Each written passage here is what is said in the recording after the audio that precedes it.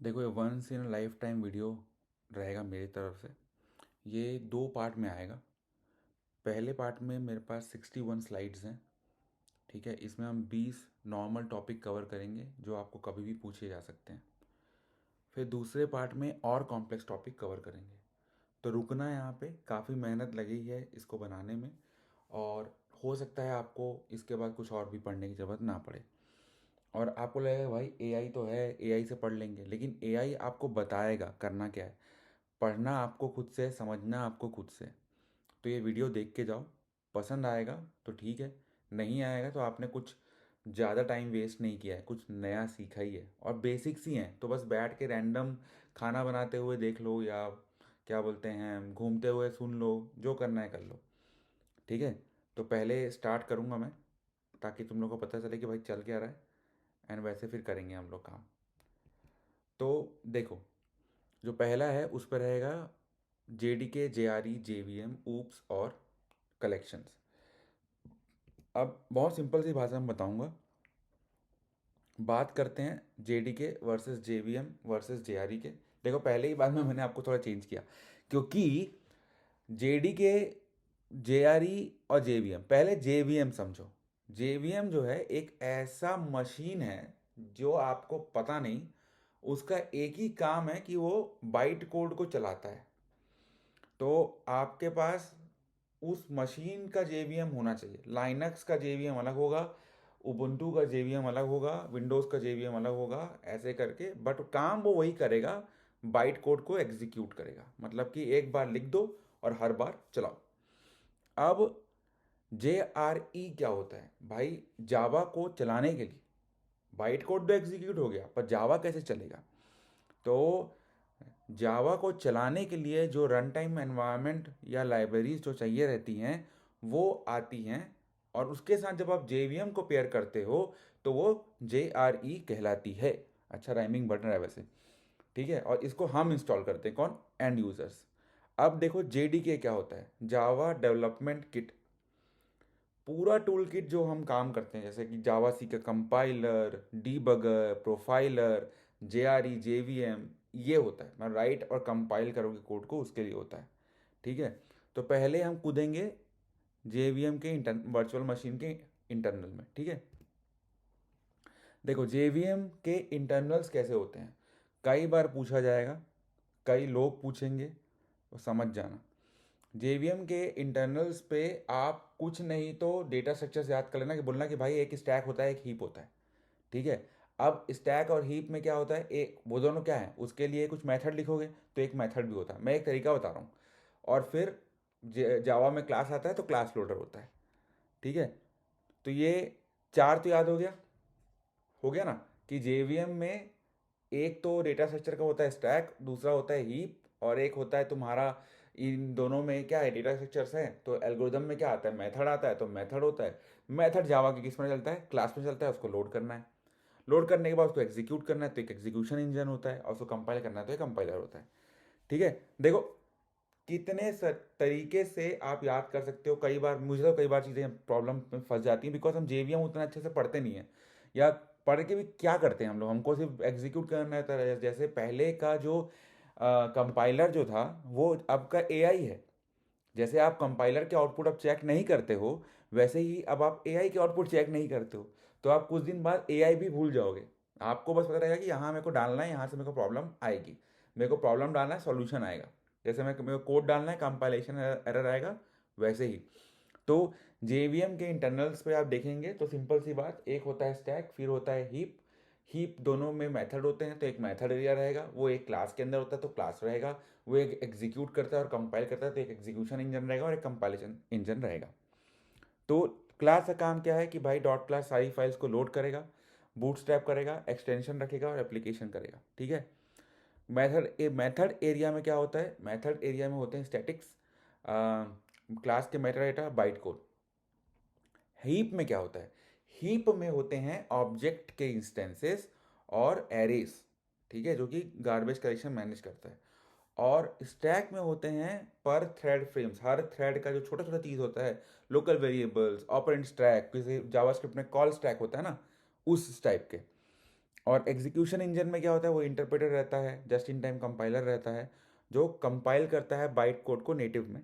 और एक just in time compiler जो है वो बेसिकली जो चीज़ें कंपाइल हो चुकी है प्रोफाइल गेट, ये ऑप्टिमाइजेशन के लिए यूज़ होता है। अब देखो, एक प्रो टिप है कि जस्ट इन टाइम जो कंपाइलर है वो कंपाइल करता है मेथड को जो कि 10,000 से ज़्यादा बार रन करते हैं। और आप अगर -x प्लस प्रिंट कंपाइलेशन रखोगे तो आपको ये समझ में आ जाएगा। ठीक है, तो ये समझ में आ गया हमको। अब चलते हैं इंटरव्यू रेडी आंसर्स पे। तो देखो, JVM बाइट कोड को एग्जीक्यूट करता है, JRE जो है वो JVM और जो भी लाइब्रेरी चाहिए रहती है जावा कोड को रन करने के लिए उसके लिए चाहिए रहता है।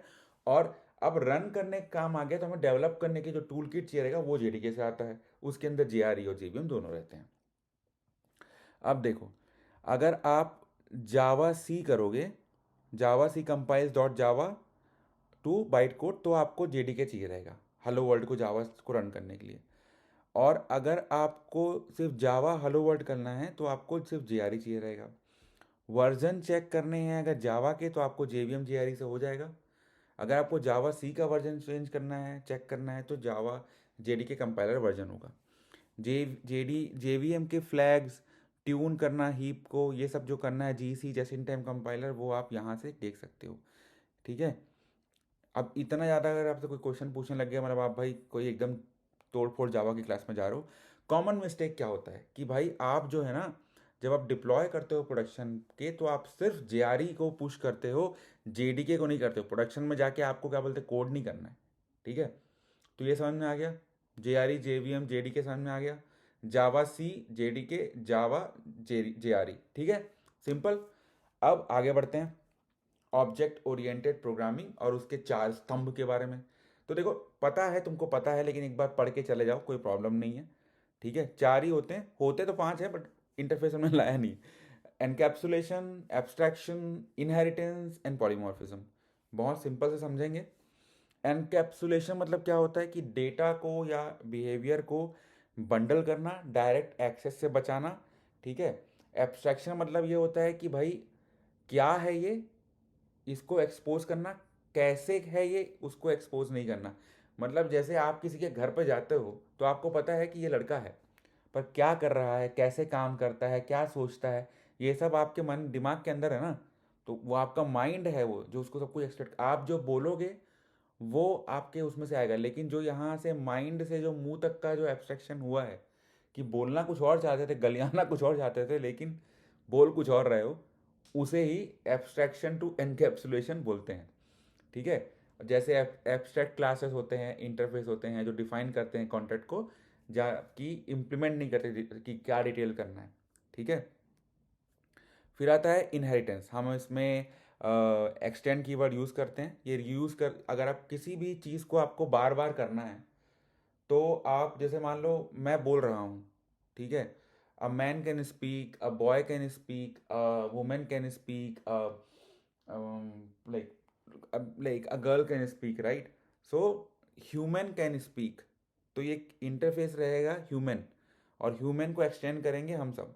या इनहेरिटेंस जो है आपका, अब इनहेरिटेंस आ गया तो उसमें भी अलग चीज़ें होती हैं, पर ये एक तरीके से वही है कि ह्यूमन जो है वो फिर हम बॉय हैं, वैसे टाइप का।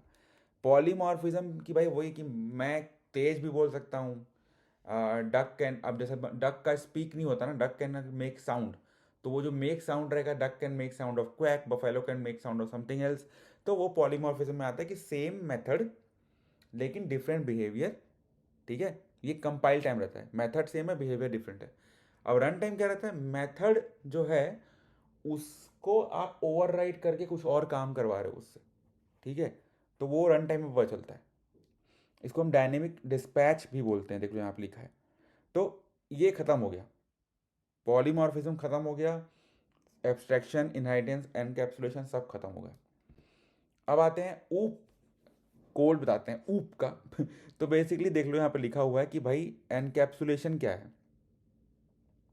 कि आपने बैलेंस बनाया, गेट बैलेंस, उसका क्या बोलते हैं, आपने एक गेटर बनाया, एक सेटर बनाया, एक मेथड बनाया, तो आपने जो डिपॉजिट की है वो आपका अमाउंट जो है वो ऑटोमेटिकली कंपेयर कर रहा है उससे, एक एरर हो रहा है, तो ये सारा आप एनकैप्सुलेशन बना रहे हो। पॉलीमॉर्फिज्म में जैसे मैंने बोला कि सर्कल और स्क्वायर दोनों शेप को एक्सटेंड कर रहे हैं, शेप के पास एक एरिया का मेथड है, यहाँ पे देख लो। अब एरिया में आपने दूसरा काम किया हुआ है कि भाई सर्कल में मैं पाई आर स्क्वायर करूँगा और शेप में मैं एरिया, सॉरी, स्क्वायर में मैं साइड का स्क्वायर करूँगा, है ना। तो ये ऐसे आपके बन रहे कॉमन मिस्टेक के बारे में बताते हैं कि इनहेरिटेंस जो है एक स्ट्रॉन्ग कपलिंग है। ठीक है, अगर आप किसी भी ऑब्जेक्ट को इनहेरिट कर रहे हो, ऑब्जेक्ट पे कुछ चीज़ इनहेरिट कर रहे हो या कहीं से आ रहा है, तो आपको उसके सारे मेथड्स ओवरराइड करने पड़ेंगे, चाहे आप यूज़ करो या ना करो, है ना। तो इसलिए आप कॉम्पोजिशन यूज़ करना जहाँ भी यूज़ कर सकते हो वहाँ पे। ठीक है, और भाई कॉम्पोजिशन के हिसाब से ही ऑटो वायरिंग ये सब आई थी, बट हम उस पर जाएंगे बाद में। अब आते हैं सॉलिड प्रिंसिपल्स में। देखो सॉलिड प्रिंसिपल्स बहुत ही ज़्यादा खास है, बिकॉज ये पूछे जाते हैं सॉलिड, ड्राई, याग्नि, क्या बोलते हैं, YAGNI and KISS, all those things. You are not gonna need it YAGNI, okay. Then so SOLID में सिंगल रिस्पॉन्सिबिलिटी, जो भी क्लास बनाओगे उसको दिमाग में सोच के बनाना कि इसका एक ही रीज़न है इस क्लास का, वो वही काम करेगा। ओके, ऑब्जेक्ट ओरिएंटेड के बारे में बात कर रहे हैं, तो उसके मान लो कोई क्लास बना रहे हो कोई फंक्शन का, तो उसमें वो सर्विस क्लास रहेगी, उसमें सारा सर्विस का काम रहेगा, उस पर कुछ एनालाइज नहीं करेंगे हम लोग।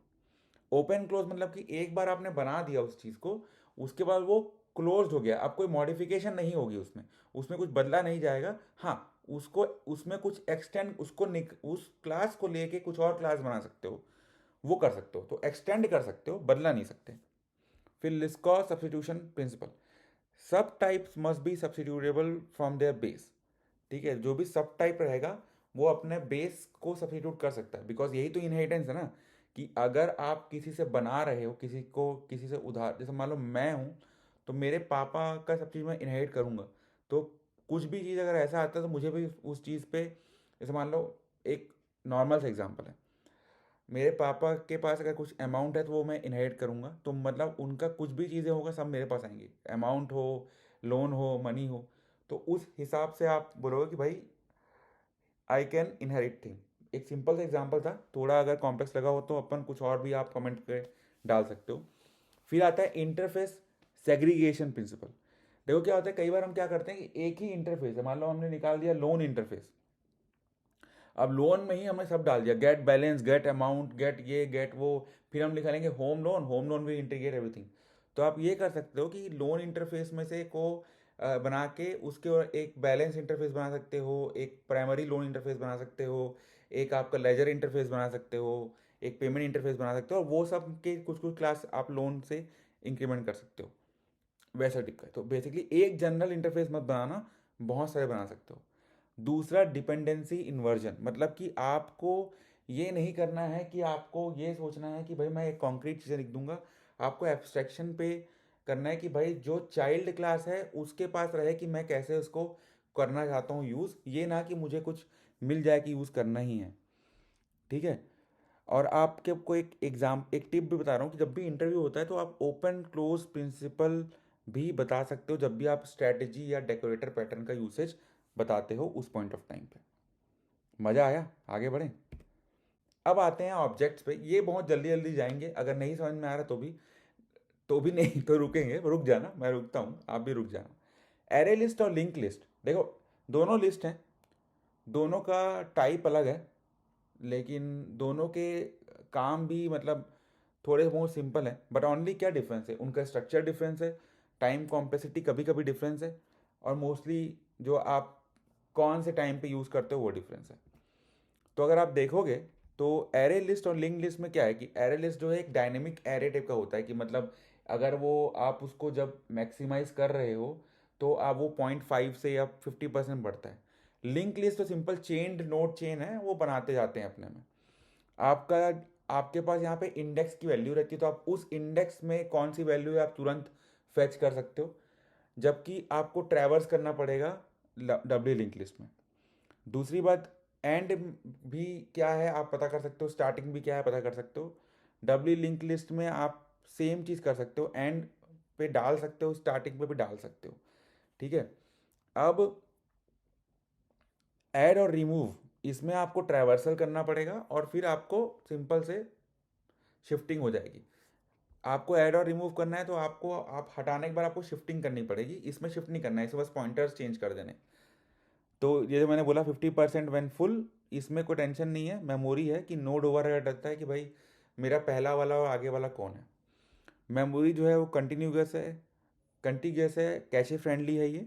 और ये डी क्यू भी इम्प्लीमेंट कर सकता है कि आप आगे पीछे से निकाल सकते हो, जैसे क्यू। और वो तो कई बार ना पुराने टाइम पे आप क्यू जब इनिशिएट करते थे तो आप न्यू लिंक लिस्ट बोलते थे। अभी तो खैर डी क्यू उसका एरे डी क्यू आ चुका है, बट हाँ, अब कॉमन मिस्टेक क्या होते हैं, लिंक लिस्ट जो है वो रेयरली फास्ट इन प्रैक्टिस है, क्योंकि पॉइंटर चेजिंग जो है वो सीपीयू कैशे का परफॉर्मेंस ख़राब कर देते हैं। ये बहुत इंपॉर्टेंट चीज़ें हैं। तो कई लोग बोलते हैं लिंक लिस्ट फास्ट है, पर नहीं है, बिकॉज जब आप पॉइंटर चेज करते हो तो आपका परफॉर्मेंस जो है वो क्लोज होता है, until unless you know where the pointer is. Like जब आप हैश मैप का इम्प्लीमेंट करोगे तो, बट नॉर्मली तो दिक्कत है। अब आते हैं कॉम्प्लेक्सिटी टेबल पे। तो देखो हमको पता है कि भाई मैं इस पे आता हूँ गेट इंडेक्स पे। तो गेट इंडेक्स पे देख हमको पता है कि ओ ऑफ वन है, ठीक है, और ओ ऑफ एन है। मतलब कि आपका जो जब भी आपको गेट करना है तो आप एरे लिस्ट में आसानी से कर सकते हो। लिंक लिस्ट पे आपको टाइम लगेगा पता करने के लिए। पीछे में ऐड करना है तो आप ऐड तो कर सकते हो, लिंक लिस्ट में भी कर सकते हो। एमोर्टाइज मतलब कि अगर मान लो आपका लिंक लिस्ट का पूरा खत्म हो चुका है तो फिर वो बढ़ेगा, शिफ्ट होगा, तो थोड़ा सा दिक्कत होती है। स्टार्टिंग में अगर ऐड करना है तो दिक्कत है, क्यों? क्योंकि आपको पूरा एरे शिफ्ट करना पड़ेगा। इसमें कोई दिक्कत नहीं है, हेड रिप्लेस कर दोगे तो लिंक लिस्ट जीतता है इस पर। मिडिल रिमूव करना है तो दोनों में ओ ऑफ एन है, बस आपको एरे लिस्ट में शिफ्ट करना पड़ता है, ठीक है। और आपको रिमूव में आपको पहले ढूंढना पड़ता है कि कहाँ पे रिमूव करना है, फिर आपको पॉइंटर चेंज करने पड़ते हैं। कंटेंट्स तो दोनों का ही सेम है, टाई है। मेमोरी एरे लिस्ट के पास एक फिक्स मेमोरी रहती है, लोअर है, इंडेक्सिंग अच्छी है। कॉम्प्लेक्सिटी इसमें हाई है बिकॉज आपको नोट पॉइंटर चेक करने रहते हैं। इटरेटर स्पीड जो है एरे लिस्ट का फास्टर है, इसका छोटा है, थोड़ा सा ख़राब है। तो नॉर्मली सिर्फ एडिंग एट स्टार्टिंग में ही लिंक लिस्ट जीत रहा है। तो प्रो टिप ये है कि लिंक लिस्ट अभी यूज़ करो जब आप डे क्यू या क्यू यूज़ कर रहे हो। रैंडम एक्सेस और इटरेशन के लिए तो आपको एरे लिस्ट ही यूज़ करना है। अब रियल कोड पैटर्न्स देख लो कि लिस्ट बनाया आपने, ठीक है, फिर आपने ऐड कर दिया, फिर आपने लिंक लिस्ट बनाया डी क्यू क्यों मैंने बोला था आपको, फिर आपने फर्स्ट कर दिया, ये भी रिमूव कर दिया। Array D Q better than link list for queuing, ठीक है। और बल्क रिमूवल भी आप कर सकते हो, लेकिन ये भी आपका ओ ऑफ एन ही है सब जगह से। तो ये तो मैंने बता दिया कि भाई देखो थोड़ा सा देख के कर लो इसमें। अब आते हैं मेन वाले पे, hash map versus concurrent hash map. मतलब अगर भाई तुम लोग 5 साल के एक्सपीरियंस में तुम लोग अगर कोई भी एग्ज़ाम या इंटरव्यू या कुछ भी दोगे, ये तो पूछा ही जाएगा, थ्रेड सेफ्टी, सेगमेंट लॉकिंग, फलाना ढेकाना, एवरीथिंग। तो प्रोडक्शन पिटफॉल से पूछ रहा है तो अब बताते हैं। देखो हमें पता है कि जो हैश मैप है, ठीक है, आप ये देखो उसमें क्या होता है, वो एक एरे ऑफ बकेट्स होते हैं उसमें। और आप कोई भी बकेट को ढूंढने के लिए पहले आप की को हैश करते हो, उससे वो बकेट का आपको इंडेक्स मिलता है, वहाँ पे लिंक लिस्ट रहते हैं। ये या तो ट्री रहता है अगर आपके पास 8 से ज़्यादा नोड है तो। जावा 8 के बाद हमने एक ट्रीफाई कर दिया कि अगर 8 से ज़्यादा हैं तो आप फिर लॉग एन पे ले लेते हो, क्योंकि आप ट्री यूज़ करते हो रेड ब्लैक। लोड फैक्टर आपका रहता है, मतलब कि जैसे ही आपका 75% हैश मैप का इंडेक्सिंग फुल हो गया आप हैश मैप बढ़ा देते हो। और यहाँ पे आप हैश की और हैश कोड और इक्वल्स को आप करते हो कि दोनों भाई कंसिस्टेंट होने चाहिए, दोनों का जो ऑर्डर है, ताकि वो सही से निकले। और कोलूजन में क्या करते हो, अगर दोनों की सेम बकेट में चले गए हैं तो फिर आपको लिंक लिस्ट में ट्रैवर्सल करना पड़ता है, जो कि ओ ऑफ एन है। अब अगर आप ओवरराइड कर रहे हो इक्वल मेथड को तो आपको हैश कोड भी ओवरराइड करना पड़ेगा, अदरवाइज दिक्कत हो जाएगी, ठीक है। अब आते हैं हैश मैप और कंकरेंट हैश मैप पे। तो बात तो ये है कि भाई हैश मैप थ्रेड सेफ नहीं, concurrent hash map thread safe है। अगर दो थ्रेड राइट करने लग गए तो दिक्कत हो जाएगा। अब जावा 8 से क्या हो गया, कंपेयर एंड स्वैप आ गया है और सिंक्रोनाइज्ड आ गया है पर बकेट, कोई ग्लोबल लॉक नहीं आता। तो बेसिकली जो आपने बकेट देखा वो एक array of token bucket shape का बन जाता है और वो एक बकेट में जाके काम करता है। फिर पार्शियल विजिबिलिटी ऑफ राइट्स, आपको राइट्स की विजिबिलिटी है नहीं, ठीक है, तो वो भी एक दिक्कत है आपके पास, ठीक है। तो अब हमको अगर हैश मैप में हम कुछ भी चीज़ चेंज कर रहे हैं ना, मतलब आप इटरेट कर रहे हो और फिर चेंज भी कर रहे हो, तो आपको कंकरेंट मॉडिफिकेशन एक्सेप्शन आ सकता है। तो सिर्फ जब आप सिंगल थ्रेडेड में काम कर रहे हो या आप पूरा कुछ सिंक्रोनाइज है तब आप यूज़ करोगे, ये तो आपको पता ही है। अब हम आते हैं कंकरेंट हैश मैप में। तो देखो, कंकरेंट हैश मैप में जावा 8 के बाद से आपको टोकन बकेट्स दे दिए गए हैं, कंपेयर एंड स्वैप टेक्नोलॉजी दे दी गई है। तो आपको ग्लोबल लॉक नहीं चाहिए। आप रीड आपका पूरा नॉन ब्लॉकिंग है, लॉक आप सिर्फ उस पर्टिकुलर स्पेसिफिक बकेट को करोगे। साइज़ जो है वो अप्रॉक्सीमेट रहता है, बिकॉज आप वो लॉन्ग एडर यूज़ करते हैं। ये छोड़ दो, कंप्यूटिव अपसेंट जो है वो एटॉमिक है। कंप्यूटिव अपसेंट एक बहुत अच्छा चीज़ है जो आपको काम को चेंज करता है। देखो पहले हम क्या करते थे, पुट करते थे ना।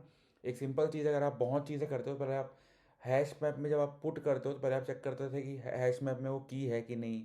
उसका क्या हुआ कि उसका ये हुआ कि हैश मैप में आया डॉट पुट, और फिर हैश मैप डॉट गेट और डिफ़ॉल्ट आया।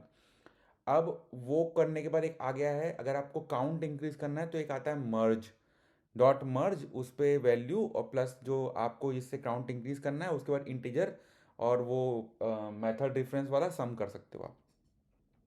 तो देखो अभी सिंपल से बताता हूँ। थ्रेड सेफ जो मेथड है वो क्या है कि आपने एक कंकरेंट हैश मैप बनाया और आपने एक लिखा कंप्यूट इफ अपसेंट। अगर अपसेंट है तो फिर नया एरेडिस बना दो, या तो आप फिर नया इवेंट डाल दो। अब यहाँ पे एक एटॉमिक इंक्रीमेंट काउंटर भी है, काउंटर कर दिया और आपने कंप्यूट करके इंक्रीमेंट एंड गेट भी कर दिया, ठीक है। अब रॉन्ग क्या है, मैप डॉट कंटेंस की मैप डॉट के, ये तो देखो इसमें क्या है कि एटॉमिक नहीं है, बिकॉज गेट और पुट में हो जाएगा। समझे बात को? क्या हुआ कि आप पहले चेक करोगे मैप डॉट कंटेंस की। अब ये दो लोगों ने चेक किया, दो थ्रेड आए, दोनों ने चेक किया यहाँ पे आके कि भाई मैप डॉट कंटेंस की में थ्रेड 1 आया, थ्रेड 2 आया। दोनों ने आके बोला भाई हमको भी नहीं मिला, हमको भी नहीं मिला, और दोनों ने धन धन करके दो वैल्यू सेम की में पुट कर दी। तो इसलिए कंप्यूट इफ एब्सेंट यूज़ करना, कोई भी क्वेश्चन पूछे तो। फिर दूसरा आता है सिंक्रोनाइज मैप। ये सिर्फ सिंपल केसेस के लिए यूज़ करना। तो बेसिकली आप कंकरेंट हैश मैप में कंप्यूट इफ एब्सेंट यूज़ करके काम कर सकते हो, या तो आप एक एटॉमिक इंटीजर बना सकते हो, तो उसमें आप इंक्रीमेंट एंड गेट कर सकते हो। अब आते हैं आपके फेवरेट टॉपिक पे, एरर हैंडलिंग और कंकरेंसी पे। तो एक्सेप्शंस, थ्रेडिंग और सिंक्रोनाइजेशन पे बात करेंगे। अब जैसे एक्सेप्शन हैंडलिंग पे हम बात करेंगे तो हम यहाँ पे try catch, finally, custom exceptions और प्रोडक्शन पे क्या पैटर्न यूज़ होते हैं उसकी बात करते हैं। तो इससे पहले हम देखेंगे एक्सेप्शन की हायरार्की। देखो इसमें मैंने लाइनें बनाना बंद कर दिया है, भूल गया था, पर मैं थोड़ा बनाने की कोशिश करता हूँ, हालांकि मेरा माउस अच्छे से काम नहीं कर रहा है। ठीक है, तो ट्राई करते हैं। देखो थ्रोएबल जो है वो एरर है और एक्सेप्शन। फिर एरर में आते हैं ये दोनों भाई लोग, एक्सेप्शन में आता है ये और ये, और फिर आते हैं हम लोग ये खतरनाक चीज़, छोड़ देना इसको, ठीक है। तो देखो थ्रोएबल क्या होता है।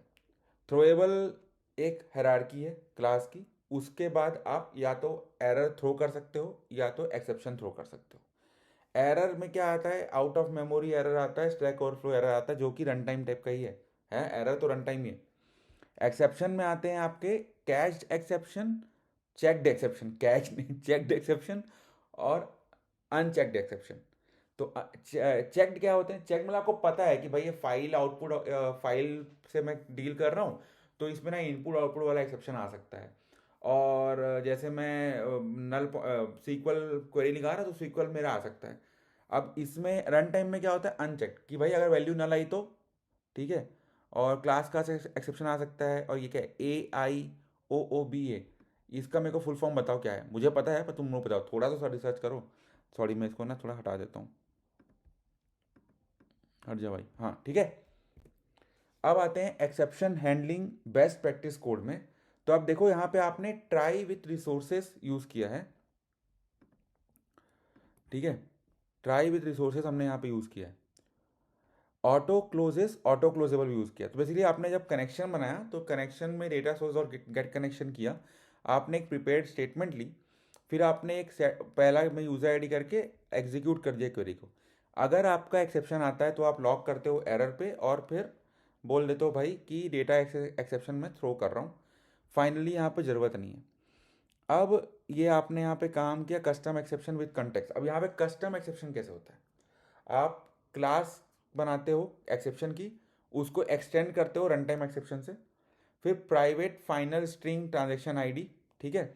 अब पेमेंट एक्सेप्शन, पेमेंट एक्सेप्शन में आपने स्ट्रिंग ट्रांजेक्शन आईडी ली और आपने स्ट्रिंग लिया मैसेज और फिर थ्रोएबल कॉज लिया।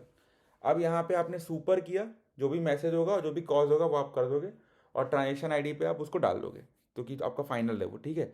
तो ये आपका एक कस्टम एक्सेप्शन बन गया जिसमें आपने एक ट्रांजेक्शन आईडी ली, क्योंकि पेमेंट एक्सेप्शन है तो किस ट्रांजेक्शन आईडी के लिए पेमेंट एक्सेप्शन हुई है, और आपने उसको रन टाइम एक्सेप्शन से किया, बिकॉज चेक्ड होता तो आप तो खुद से कर दोगे ना यार।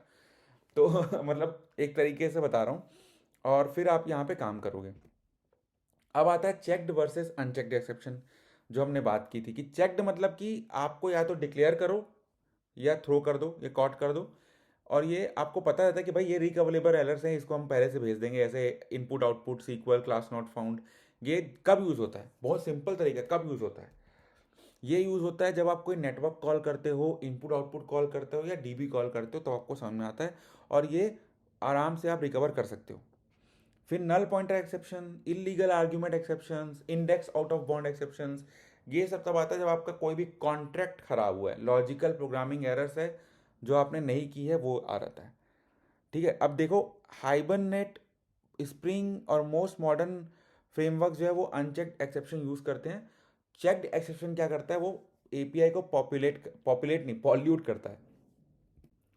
अब आते हैं चेक्ड वर्सेस अनचेक्ड एक्सेप्शन पे, रियल वर्ल्ड कोड पे। देखो जो हमने लिखा है, देखो चेक्ड एक्सेप्शन क्या है कि भाई हमने रीड कर रहे हैं हम फाइल को बाइट कोड पे, और हो सकता है कि हमको इनपुट आउटपुट एक्सेप्शन हम भेज सकें, वो हो गया।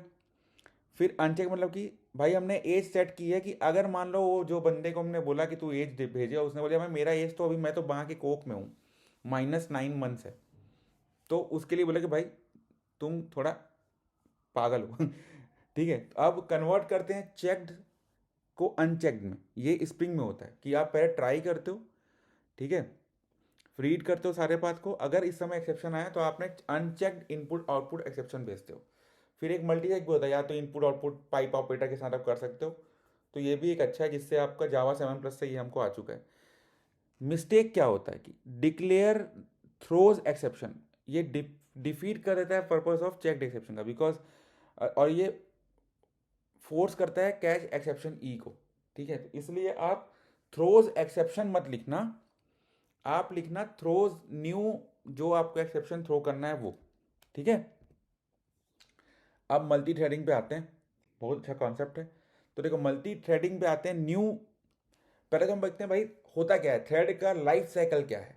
तो पहले तो थ्रेड नया होता है, फिर वो चलने के काबिल बनता है, ठीक है। जब आप बच्चा बड़ा होता है, उस हिसाब से सोचो कि पहले बच्चा बड़ा होता है, फिर वो पढ़ने के काबिल बनता है, वैसे ही वो यहाँ पे रनेबल बनाया, अब वो पढ़ने जाता है, राइट।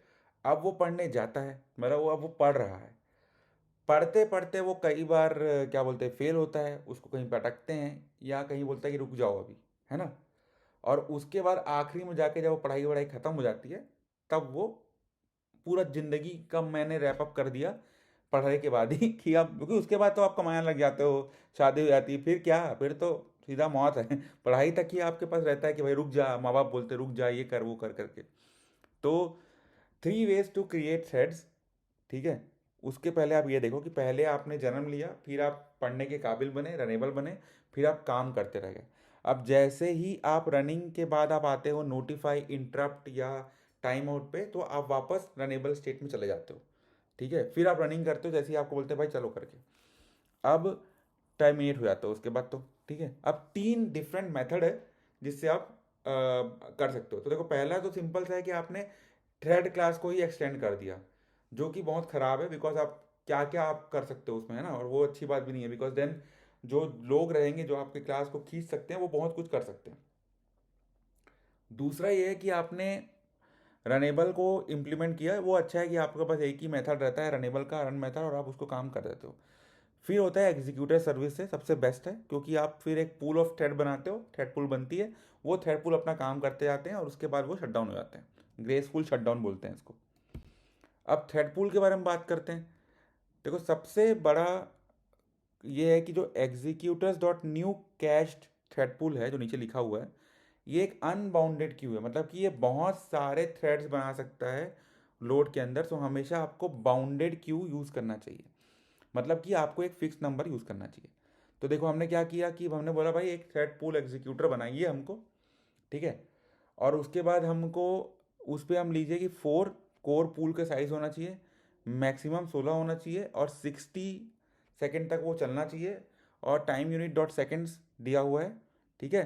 फिर एक बाउंडेड क्यू बनाया हमने जो कि 1000 का है, थ्रेड फैक्ट्री बनाई, और एक thread pool executor dot caller run policy बनाई ताकि एक बैक प्रेशर रहे रन टास्क के लिए। देखो इतना अच्छे से आप यूज़ कर सकते हो, ना कि सिर्फ आपको एक new fix thread pool executor के लिए न्यू फिक्स थ्रेड पूल या न्यू कैशे थ्रेड पूल मत करना। मस्त से एकदम से मलाई मार के बनाओ थ्रेड पूल एग्जीक्यूटर, जिसमें आप लोगे कि भाई कोर पूल की साइज़ कितनी होगी, मैक्सिमम साइज़ कितनी होगी पूल की, कितना वो करेगा 60L and time unit seconds. फिर आप array non blocking Q, thread factory क्या है, उसके अंदर क्या क्या चीज़ है, वो सब कर सकते हो। साथ ही साथ अगर आपको कंप्यूटेबल फ्यूचर, मतलब कि अगर आपने जावास्क्रिप्ट नहीं भी पढ़ा होगा तो कहीं ना कहीं प्रॉमिस प्रॉमिस प्रॉमिस सुना होगा, ठीक है। तो रन मेथड क्या करता है, वो चला के छोड़ देता है, अब मुझे नहीं मालूम, अब फंसेगा तो तुम्हारी जिम्मेदारी। कॉल मेथड क्या करता है कि बोलता है कि भाई चलो कुछ कॉल बैक करते हो। कंप्लीटेबल फ्यूचर जो है वो एक तरीके से आपका बोलता है कि भाई मैं प्रॉमिस हूँ लेकिन थोड़े से जावा वाले ओरिएंटेशन में, कि अगर कुछ करवाना है तो मैं करवाऊंगा। तो बेसिकली वही है कि completable future dot supply async, fetch करो यूज़र आईडी को अपने एग्जीक्यूटिव सर्विस से जो हमने ऊपर से किया है। फिर अगर जब फैच हो गया तो इसका प्रोफाइल को एनरिच करो, अगर एक्सेप्शन आया तो लॉक करो, नहीं तो फिर बोल दो भाई तुम्हारा काम खत्म हो चुका है। बहुत सिंपल है। अब आते हैं रनेबल वर्सेस कॉलेबल पे, जो हमने बात कर चुके थे। वैसे पागल हूँ मैं, कुछ ज़्यादा ही आगे बढ़ रहा हूँ, पर ठीक है चलो इसके बारे में क्या बात करेंगे कि भाई क्या रिटर्न करता है वैल्यू, क्या एक्सेप्शन फेंकता है, और ये है क्या future versus computable future.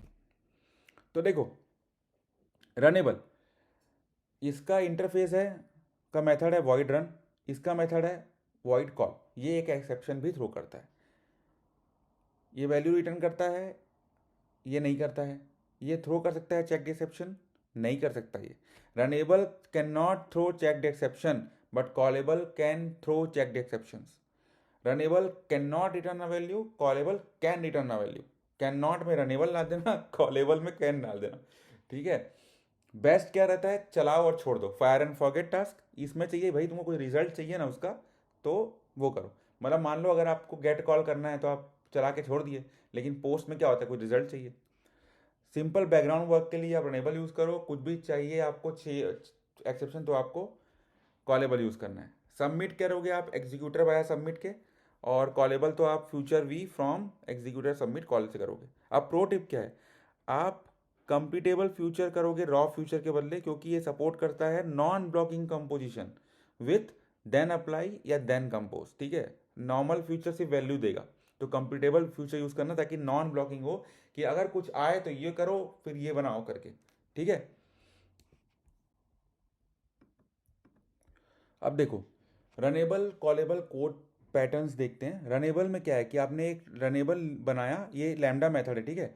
Audit log dot right event, log task है, अब आपने एग्जीक्यूटर कर दिया, ठीक है। ये फ्यूचर करता है पर रिजल्ट नल है, उसने एक राइट इवेंट मार फायर कर दी।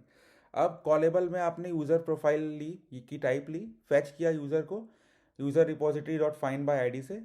फ्यूचर ने आपने लिया user profile, future executor dot submit future user. तो इस फ्यूचर में आपका वो आएगा, फैच यूज़र के बाद जो आप क्या बोलते हैं करोगे वो आपका फ्यूचर पे आ जाएगा। फ्यूचर पे अब यूज़र की प्रोफाइल रहेगी, तो उसने क्या किया कि user profile profile is equals to future dot get two time dot seconds. तो ये 2 सेकेंड्स की तक का सोचेगा, ब्लॉक करेगा टाइम आउट के लिए। अब कंप्लीटेबल फ्यूचर क्या होता है कि आपने सेम किया सप्लाई डॉट असिंग की, कि भाई पहले ढूंढो, मिला तो एनरिच करो, उसके बाद सेंसिटिव डेटा को मार्क करो। और दूसरा असिंग कॉल कर सकते हो कि ऑल ऑफ करके fetch users fetch orders dot date run, आप यूज़र का एक रिस्पॉन्स बना सकते हो। तो पहले वो फैच यूज़र किया वाला एपीआई कॉल किया, फिर फैच ऑर्डर वाला एपीआई कॉल किया, और उसके बाद दोनों को रन करने के बाद आपने एक रिस्पॉन्स बना दिया। तो फ्यूचर डॉट गेट अगर बिना टाइम आउट के करोगे तो वो ब्लॉक कर देगा हमेशा के लिए। हमेशा फ्यूचर डॉट गेट जब यूज़ करते हो तो टाइम आउट और यूनिट के साथ करना प्रोडक्शन कोड पे। तो देखो पहला चीज़ तो कोई तुमको बोलेगा कि भाई तो बोलना कि भाई मैं ना रनेबल तब यूज़ करूंगा जब मुझे फायर करके छोड़ देना है, कोई इवेंट लॉक करनी है, मैंने राइट करके छोड़ दी, अब मुझे कुछ चाहिए तो मैं कॉलेबल यूज़ करूंगा, उसमें मैं फ्यूचर वैल्यू यूज़ करूंगा। फ्यूचर वैल्यू जब मैं यूज़ करूंगा तब मैं यूज़ करूंगा किस टाइम के लिए मुझे उसको वैल्यू को ब्लॉक करनी है, कब तक वेट करना है, बिना उसके दिक्कत हो जाएगी। बट नॉर्मली मैं कॉलेबल फ्यूचर यूज़ करूंगा, कंप्यूटेबल फ्यूचर यूज़ करूंगा। और उस पॉइंट ऑफ टाइम पे क्या रहे कि मैं सप्लाई एसिंग का मेथड का यूज़ करके कॉल करने के बाद मैं बोलूँगा कि भाई तू ये काम कर, ये काम कर।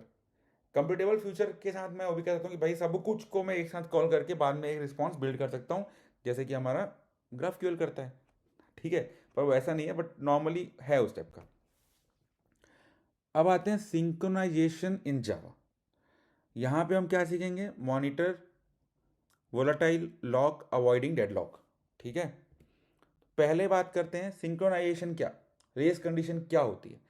तो देखो इसमें ध्यान से, एक क्लास है काउंटर, आपने एक प्राइवेट इंट वेरिएबल ले लिया है काउंट इजिकल टू 0, और पब्लिक इंक्रीमेंट दे दिया कि भाई जब भी तुम पब्लिक वाला ये इंक्रीमेंट वाला मेथड कॉल करोगे तो मैं काउंट को बढ़ाते जाऊंगा और मेरा काम हो जाएगा। अब थ्रेड ए जो है उसने काउंट को पकड़ा 5 में, थ्रेड बी ने भी काउंट को पकड़ा 5 में, दोनों ने थ्रेड को बढ़ा दिया 6 6 करके। लेकिन आइडियली तो 7 होना चाहिए था, बिकॉज थ्रेड ए ने काउंट को पकड़ा है, कुछ तो काम करेगा ना। मान लो मैंने 2 बार पैसे डाले, दोनों बार दोनों थ्रेड ने बोले कि भाई मैं तो 5 ही पकड़ूंगा, तो मेरे पैसे 7 होने चाहिए थे, हुए 5। तो आप क्या कर सकते हो, पहला मेथड आप ये कर सकते हो कि आप सिंक्रोनाइज कर सकते हो। तो आपने इंक्रीमेंट मेथड को सिंक्रोनाइज कर दिया, अब क्या है, जो एक इंट्रिंसिक मॉनिटर लॉक लगेगा और आपका काम सही हो जाएगा। दूसरा आप क्या कर सकते हो, एक एटॉमिक इंटीजर डाल सकते हो कि भाई अगर ये कंपेयर एंड स्वैप करता है तो कोई लॉप नहीं होता। तो बेसिकली क्या कर रहे हो, आपने इंट के बदले आपने इसको एटॉमिक इंटीजर बोल दिया, इसकी एक वैल्यू जो आपने 0 से कर दी। अब जब भी आप इंक्रीमेंट करोगे तो आप बोलोगे इंक्रीमेंट एंड गेट। तो इस पॉइंट ऑफ टाइम पे आपको हमेशा फ्रेश वैल्यू मिलेगी, क्योंकि वो मेमोरी से उठाता है, वो हीप से उठाता है। ठीक है, अब री एंट्रेंट लॉक यूज कर सकते हो, ये एक एक्सप्लिसिट लॉक है। तो बेसिकली क्या है, जब भी आप इंक्रीमेंट कर रहे हो तो आप लॉक करोगे, ट्राई करोगे वो मेथड को, फिर फाइनली उसको अनलॉक कर दोगे। तो ये 3 मेथड है, इसके अलावा भी बहुत कुछ है, बट ये बहुत अच्छे मेथड है। अब कॉमन मिस्टेक क्या होता है कि आप सिंक्रोनाइज कर रहे हो डिफरेंट ऑब्जेक्ट्स पे और आप शेयर्ड स्टेट को प्रोटेक्ट नहीं करते हो। ठीक है, मतलब कि क्या, लॉक हमेशा सेम मॉनिटर को कवर करना चाहिए। जैसे कि आप मान लो काउंटर को सिंक्रोनाइज कर दिए, तो हो सकता है काउंटर तक तो सब सही पहुंचे, लेकिन इंक्रीमेंट में दिक्कत हो गया, तो वो बात है। अब volatile versus synchronize versus atomic integers. तो देखो वोलाटाइल क्या होता है कि वोलाटाइल जो होता है वो विजिबल होती है थ्रेड के अकॉर्डिंग। एटॉमिक सिटी जो रहती है वो कंपाउंड ऑपरेशंस के लिए होती ही नहीं है, और तभी यूज़ करो जब आपको सिंपल फ्लैग के लिए यूज़ करना है, तो आप यूज़ कर सकते हो बुलियन रनिंग के लिए। अब सिंक्रोनाइज क्या होता है, सिंक्रोनाइज में सॉरी ओके, सो अब सिंक्रोनाइज क्या होता है कि सिंक्रोनाइज में विजिबिलिटी तो रहती है और म्यूचुअल एक्सक्लूजन रहता है, पर ये सबको ब्लॉक कर देता है, पूरे प्रोसेस को ब्लॉक कर देगा जब भी यूज होगा। तो क्रिटिकल सेक्शन है कंपाउंडिंग ऑपरेशन और सिंक्रोनाइज यूज करो। एटॉमिक इंटीजर क्या होता है, ये कंपेयर एंड स्वैप है, नॉन ब्लॉकिंग है, सिंगल वार ऑपरेशंस को ये कर सकता है। काउंटर स्टैट्स आईडी के लिए एटॉमिक इंटीजर यूज करेंगे, कितना सही बात है। ठीक है, सिंक्रोनाइज कॉम्प्लेक्स के लिए यूज करना है, क्रिटिकल के लिए यूज करना है। री एंट्रेंट लॉक क्या करता है, लॉक के बाद कंडीशनली वेरिएबल्स को चेक करता है, एकदम एक्सप्लिसिट कंट्रोल है। ये try lock time out fairness के लिए यूज कर सकते हो। रीड राइट लॉक क्या होता है, मैनी रीडर्स और वन राइटर्स। तो रीड हैवी है, राइट ओकेजनल है, तब आप यूज करते हो। प्रो टिप, वोलाटाइल जो है आपका, ये रेस कंडीशन प्रिवेंट नहीं करता कंपाउंड ऑपरेशन में, जैसे आई प्लस प्लस हो गया तो दिक्कत हो जाएगी, इसलिए एटॉमिक क्लास करना पड़ेगा। अब आते हैं memory collection garbage sorry memory garbage collection immutability पे। ठीक है, तो इस पे हम बात करेंगे मेमोरी मॉडल की, स्टैक हीप की, गार्बेज कलेक्शन की, इम्यूटेबिलिटी की और डिपेंडेंसी इन्वर्जन की भी। ओके, तो आगे बढ़ते हैं। Okay, so let's talk about Java memory model. So that means happens before के बारे में बात करेंगे, विजिबिलिटी के बारे में बात करेंगे, और गारंटी कैसे ऑर्डर करते हैं उसके बारे में बात करते हैं। ये जोमेटो में नहीं मिलती गारंटी, जेवीओ में मिलती है। ठीक है, जेवीओ में नहीं मिलती, जेएमएम में मिलती है।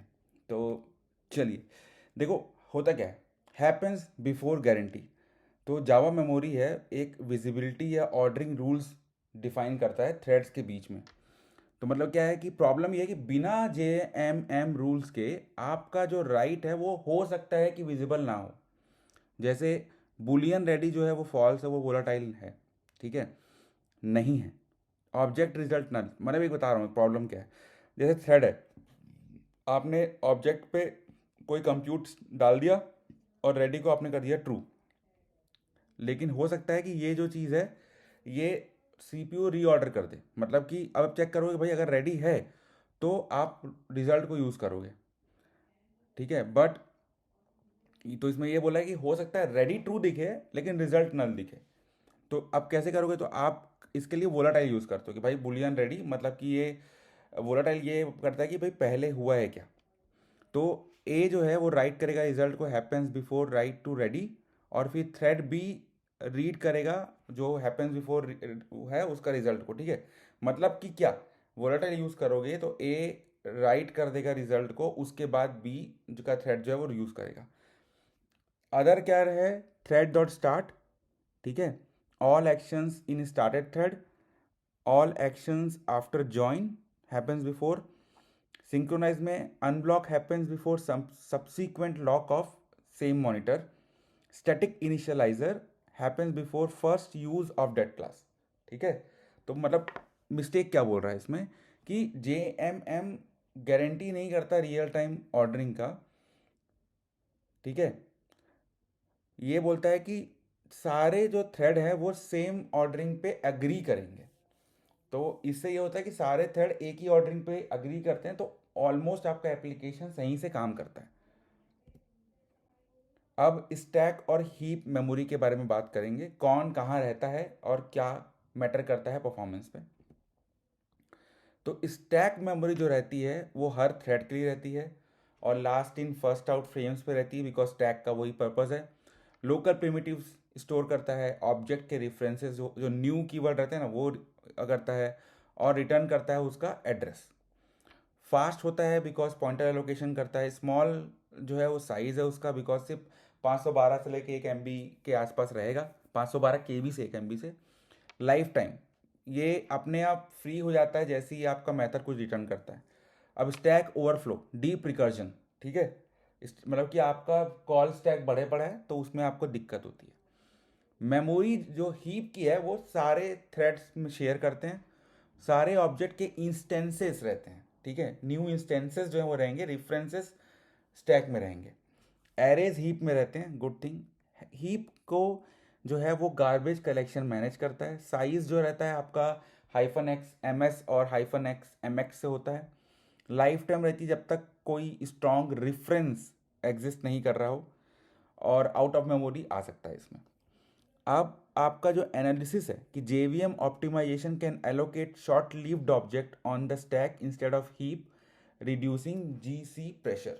सो JVM ऑप्टिमाइजेशन क्या करता है, जो छोटे छोटे ऑब्जेक्ट्स हैं जो छोटे छोटे टाइम के रहने वाले हैं उसको स्टैक में डाल दो, हीप में मत डालो, ताकि आपका गार्बेज कलेक्शन पे प्रेशर कम पड़े। अब आते हैं एक क्वेश्चन पे कि आपने एक मेथड बनाया जिस मेथड का नाम है वॉइड प्रोसेस ऑर्डर। वो एक ऑर्डर आईडी लेता है और इस पहला का जैसे ही वो प्रोसेस ऑर्डर करता है उसका स्टेटस पेंडिंग रहता है, ये नॉर्मली इनम लिख सकते हो आप। फिर आप एक नया ऑर्डर का इंस्टेंस क्रिएट करते हो उस ऑर्डर आईडी से, और फिर आप एक टोटल वेरिएबल लेते हो जो कि order ID dot get total से आता है, ठीक है। अब यहाँ पे आओ, तो क्या है कि आपका ऑर्डर आईडी जो है वो स्टैक में गया, क्यों, क्योंकि प्रिमिटिव वैल्यू है, इंट है ना, प्रिमिटिव वैल्यू है। अब ऑर्डर आईडी का जो जो स्टैक का जो रेफरेंस है स्टेटस का वो स्टैक पे गया, जो स्टैक स्टेटस का ऑब्जेक्ट है वो हीप पे गया।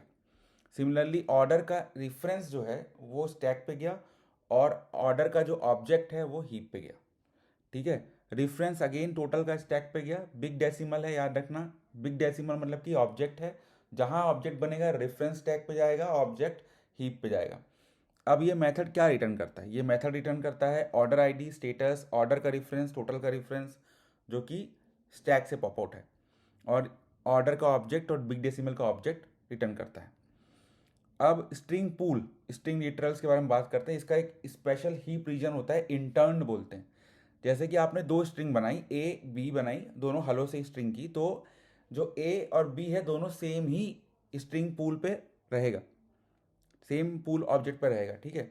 अब आपने बनाया string c is equal to new string hello, तो ये न्यू स्ट्रिंग में सेपरेट हीप ऑब्जेक्ट बनेगा, इसको अवॉइड करना। तो जब आप a is equal to b करोगे तो सेम आएगा, बिकॉज दोनों का ऑब्जेक्ट रेफरेंस सेम है। लेकिन आप ए इज इक्वल टू सी करोगे तो डिफरेंस आएगा।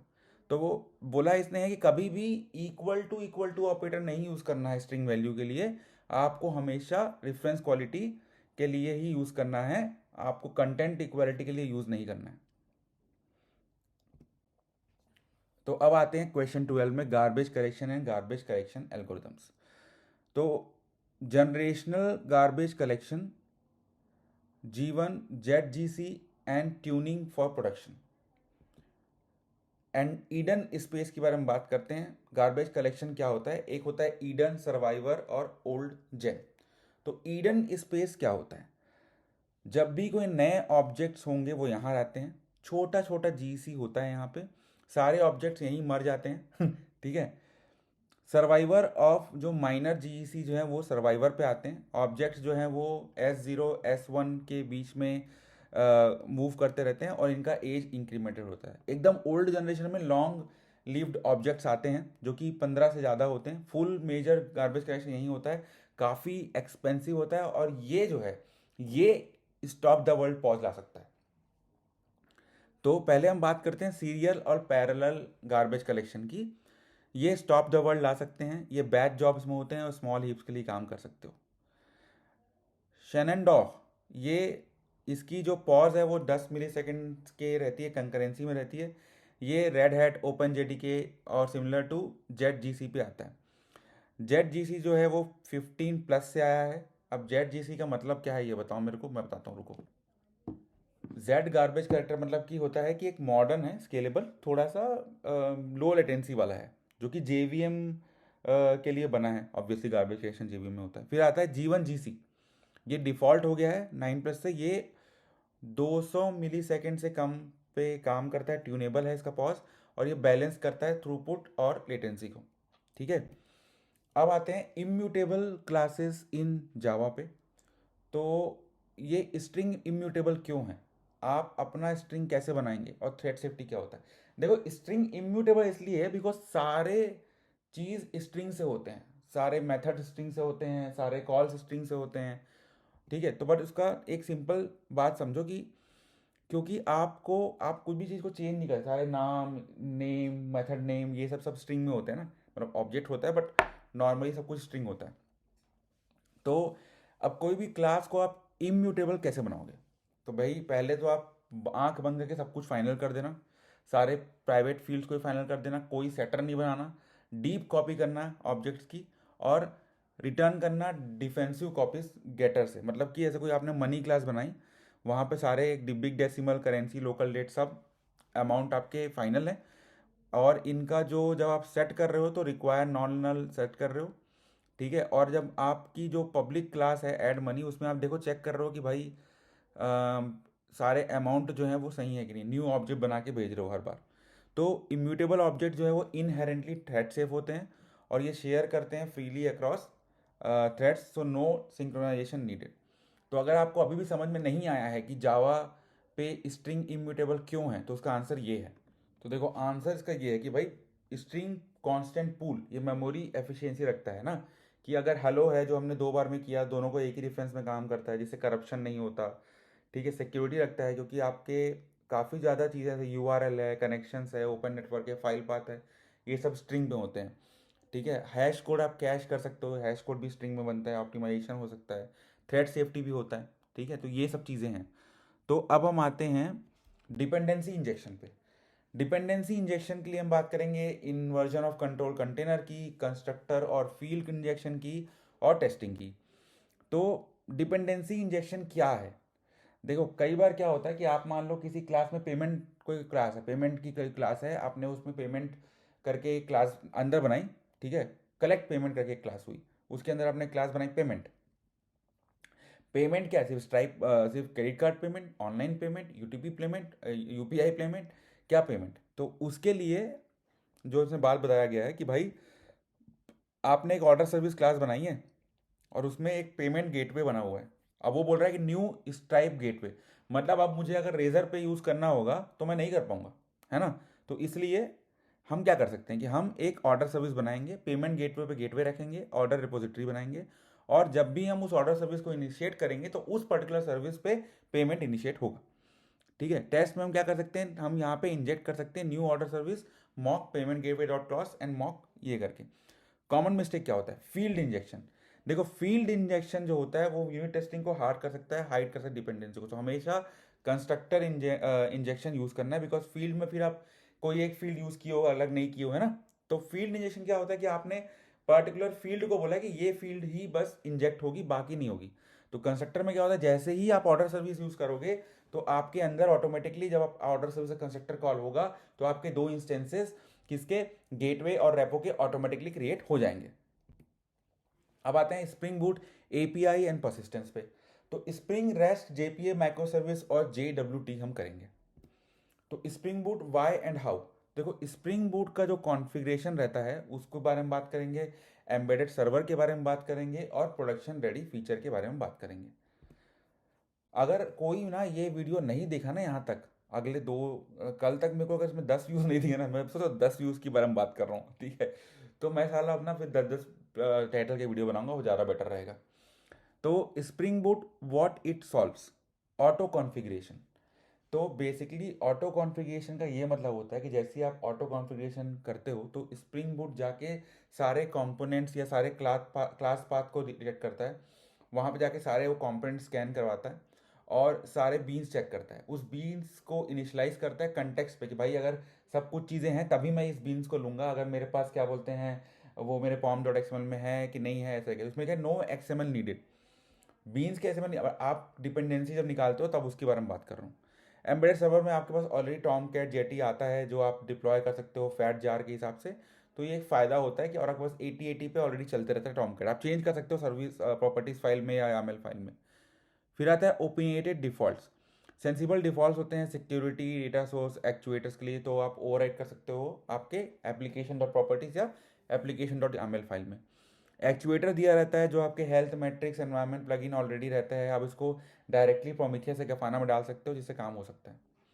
अब स्प्रिंग इनिशियलाइजर क्या होता है, ताकि आपका स्प्रिंग ऑटोमेटिकली स्प्रिंग चालू हो जाए, प्रोजेक्ट आपका बूट स्ट्रैप हो जाएगा विदाउट डिपेंडेंसी, तो आपको कुछ भी चीज़ें नई नहीं करनी पड़ेगी। तो आप देखो इसको, अब नॉर्मल से क्लास है तो प्रोडक्शन कॉन्फ़िग कैसे होते हैं। देखो आपने क्या किया, एप्लीकेशन डॉट यामल बना दिया, आपने बोला डेटा सोर्स हम पोस्टग्रेस यूज़ करेंगे, हिकारी हम यूज़ करेंगे, तो मैक्सिमम पूल साइज 20 रहेगा, कनेक्शन टाइम और 30,000 मिली सेकेंड्स रहेंगे।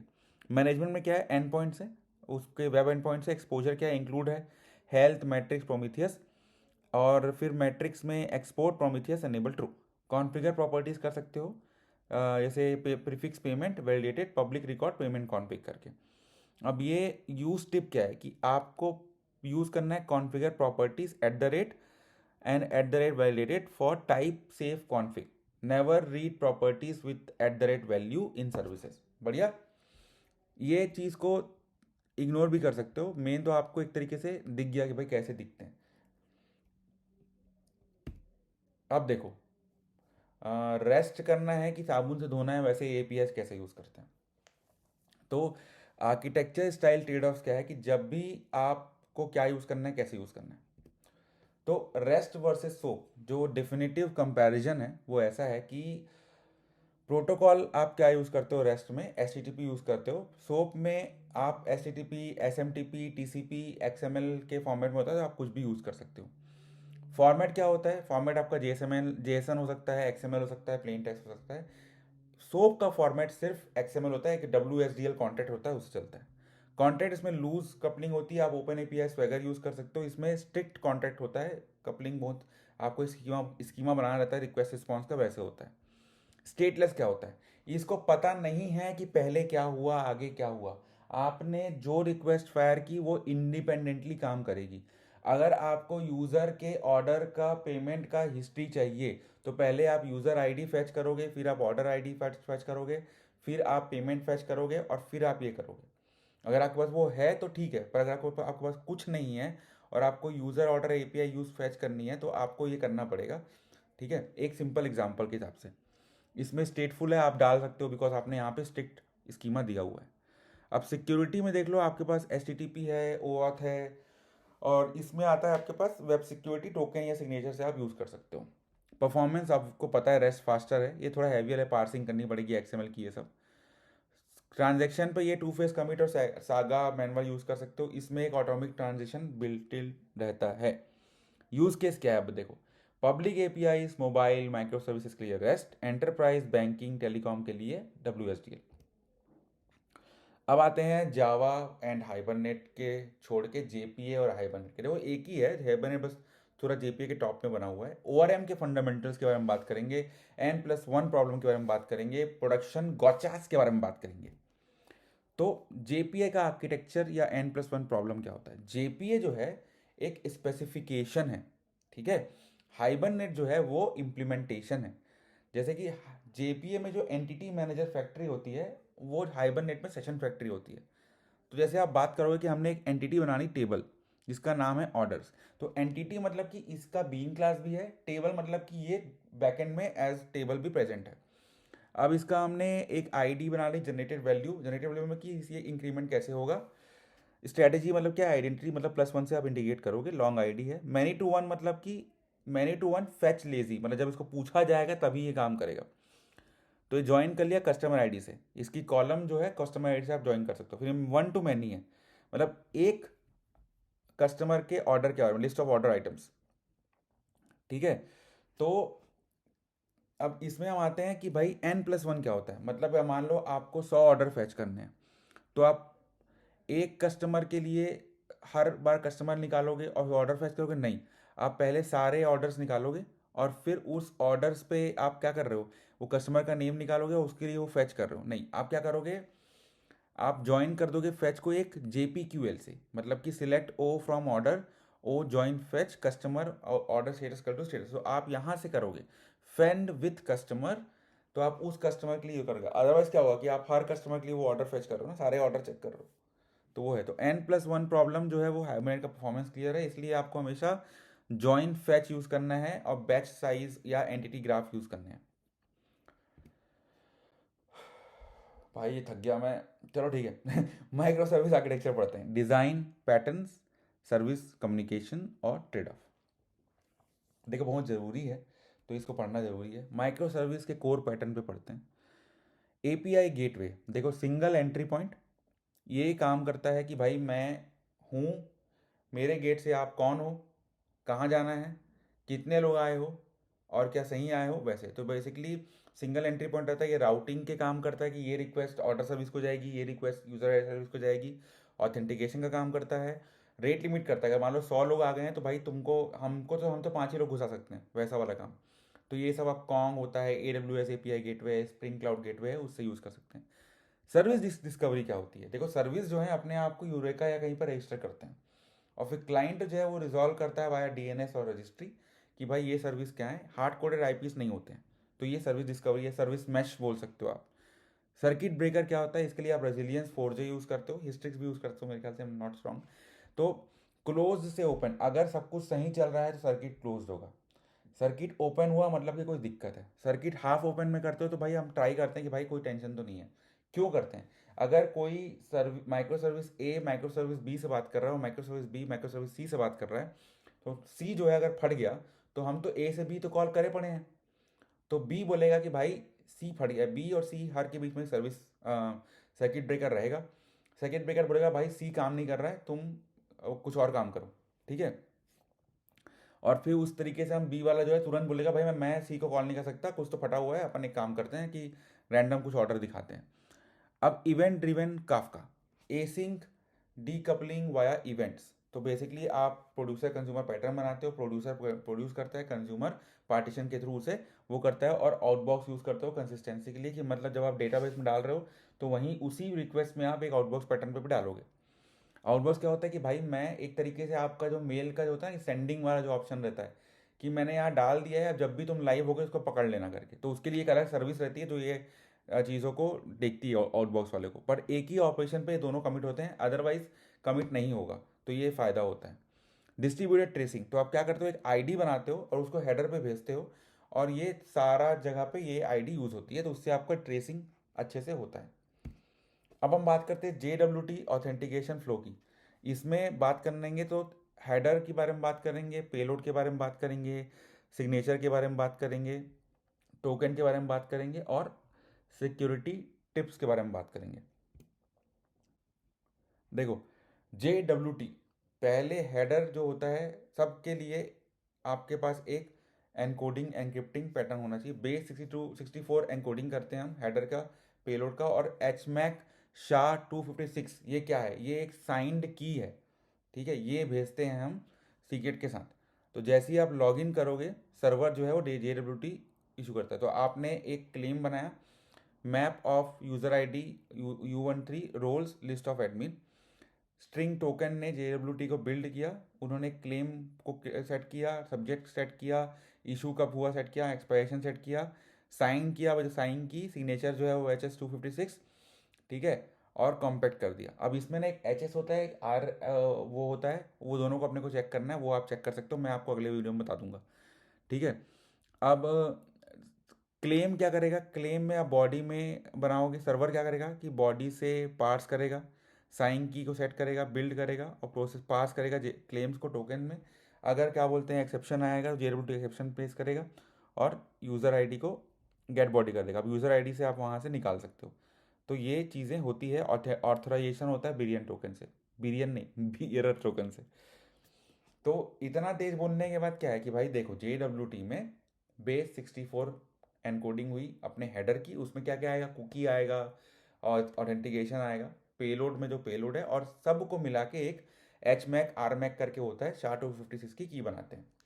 अब हमने क्लाइंट पे भेजने के लिए हमने एक क्लेम बनाया जिसमें हमने यूज़र आईडी भेजी और रोल भेजा। फिर हमने क्लेम सेट कर दिया, सब्जेक्ट सेट कर दिया, इशू सेट कर दिया, एक्सपायरेशन सेट कर दिया, साइंड सेट कर दिया और कॉम्पैक्ट करा दिया इसको। अब क्लाइंट ने इसको भेजा ऑथराइजेशन बियरर टोकन से, सर्वर के पास आया, सर्वर ने इसको पार्स किया, साइनिंग की सेट की उसके साथ, बिल्ड किया, फिर पार्स क्लेम JWS किया, अगर कुछ एरर पे गया तो भेज देगा, और गेट बॉडी किया। गेट बॉडी में हमको ये मैप मिला, हमने यूज़र आईडी निकाल ली, ठीक है। अब आते हैं, आई थिंक ख़त्म होने वाला है, last, monolithic versus micro service, ठीक है। देखो, मोनोलिथ क्या होता है? जब आप कोई अर्ली स्टेज प्रोडक्ट हो, सिंगल डोमेन हो, मतलब मोनोलिथ मतलब कि भाई एक ही चीज़ में सब कुछ है। माइक्रो सर्विस में सब चीज़ के लिए अलग अलग है, बहुत सिंपल। आपको कब मोनोलिथ यूज़ करना चाहिए? जब आप अर्ली स्टेज प्रोडक्ट कर रहे हो जिसमें आपके पास 20 से कम डेवलपर हैं, सिंगल डोमेन है, लो कॉम्प्लेक्सिटी है, सिंपल डिप्लॉयमेंट रहता है, डेटाबेस शेयर्ड है, लो लेटेंसी है कंपोनेंट के बीच में, तो आप करते हो। जैसे Django, rails app, internal tools, MVP products, ये सब में आप मोनोलिथ यूज़ करोगे। माइक्रो सर्विस में क्या करोगे? जब आप इंडिपेंडेंट स्केलिंग करना चाहते हो अपने हर कंपोनेंट का, आपके पास बहुत सारे टीम हो गए हैं, काफ़ी डिफरेंट टेक स्टैक है, आप स्ट्रिक्टली फॉलो करोगे आइसोलेशन नीडेड को और कंप्लायंस करोगे। तो कॉस्ट जो होगा, डिस्ट्रीब्यूटेड ट्रेसिंग रहेगा इसका, नेटवर्क का ओवरहेड रहेगा, डेटा कंसिस्टेंसी की प्रॉब्लम आएगी। तो हमेशा मोनोलिथ से स्टार्ट करो, जो जो चीज़ें बढ़ रही हैं उनको माइक्रो सर्विस में कन्वर्ट करो, ठीक है। अब आते हैं स्ट्रैंगलर, मतलब क्या, सेफ माइग्रेशन पैटर्न। तो इंक्रीमेंटली आपको माइक्रो सर्विसेज को एक्सट्रैक्ट करना है मोनोलिथ से। पहले का काम क्या है कि सारे मोनोलिथ का को आपने एक API गेटवे के पीछे कर दिया, एक गेटकीपर पैटर्न होता है बाय द वे। फिर आपने एक नया सर्विस बनाया और कुछ ट्रैफिक को उसमें राउट किया। अब अगर वो नया सर्विस काम कर रहा है तो आपने वो ओल्ड कोड को उस मोनोलिथ से हटा दिया।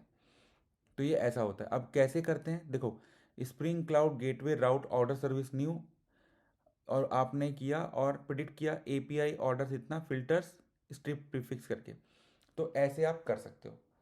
तो देखो, अगर यहाँ तक पहुँच चुके हो तो हमने पूरी तरीके से 20 कोर कॉन्सेप्ट ख़त्म किए, और पार्ट 2 में हम काफ़ी अंदर घुसेंगे सबके जो हमने बात की है, तो उसके साथ रहना।